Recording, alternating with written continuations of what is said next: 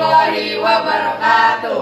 Sebelum memulai materi, izinkan kami memperkenalkan diri. Perkenalkan, nama saya Dewi Nurhayati. Nama saya Dimas Abdul Rahman. Nama saya Lolita Putri. Nama saya Relva Yunita. Saya Arifin Putra Ramadan. Di sini kami akan menjelaskan tentang elektrolit dan non-elektrolit. Apa itu? Sebelum masuk di materi elektrolit dan non-elektrolit, di sini saya akan menjelaskan apa yang dimaksud dengan larutan. Larutan adalah campuran yang homogen memiliki dua zat atau lebih. Zat yang memiliki jumlah lebih banyak disebut dengan zat pelarut, sedangkan zat yang memiliki jumlah lebih sedikit disebut dengan zat telarut.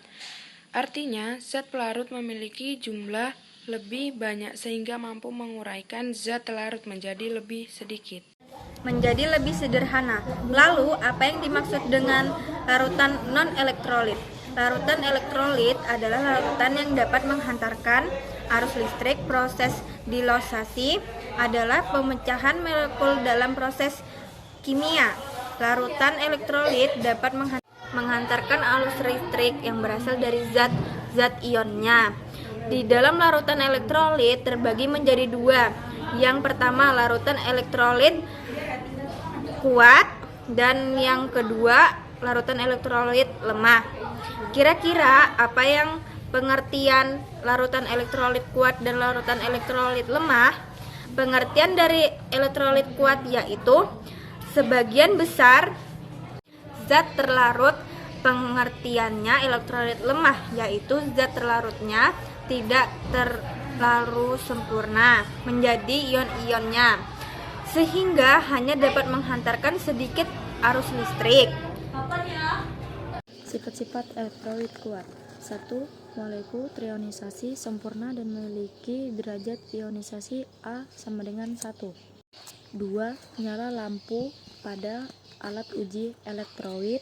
Dan yang ketiga, menghasilkan banyak gas sekitar elektroda pada alat uji elektrolit. Keempat, zat yang tergolong elektrolit kuat biasanya memiliki larutan asam seperti Hal, H2SO4, HNO3, dan lain-lain. Lalu, adapun larutan asam kuat seperti NaOH, KOH, BaOH2, dan lain-lain. Kelima, larutan garam seperti NaCl. Selanjutnya, sifat-sifat elektrolit lemah. 1. Molekul terionisasi hanya sebagian dan memiliki derajat ionisasi OA1. Yang kedua, nyala lampu redup atau mati pada alat uji elektrolit. Dan yang ketiga, menghasilkan sedikit gelembung gas pada elektroda dan pada alat uji elektrolit. Dan yang keempat, zat tergolong elektrolit lemah biasanya memiliki larutan asam lemah, misalnya H20 dan H25O3, serta ada pula larutan basa lemah, misalnya NH3 dan NH4OH. Apa yang dimaksud dengan larutan non-elektrolit? Larutan non-elektrolit adalah larutan yang tidak dapat menghantarkan arus listrik. Hal ini karena larutan yang termasuk terdalam non-elektrolit antara lain larutan urea, larutan glukosa, larutan sukralkota, larutan alkohol. Sifat-sifat non-elektronik. 1. Senyawa dalam air tidak mengalami proses ionisasi.